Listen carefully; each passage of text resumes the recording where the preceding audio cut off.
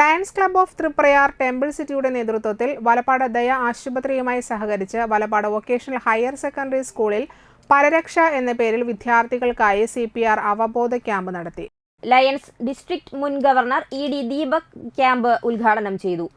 President RIM Zacharia അധ്യക്ഷത വഹിച്ചു. CA Abdul Basheer, Milkha Joy എന്നിവർ ക്ലാസുകൾ നയിച്ചു. Regional chairperson lion Annie Joseph, secretary Shaji Chalissery, treasurer Jose Thadikkaran, manager Mohsin Pandikasala എന്നിവർ സംസാരിച്ചു. Programme coordinator Muhammad Hussain, Rasheed Veerasan, ANG Jaico, Rafi MCM, Seema Zakariya, Karthikeyan Kunnungal, EP Thomas, school NSS coordinator, അധ്യാപകർ എന്നിവർ നേതൃത്വം നൽകി.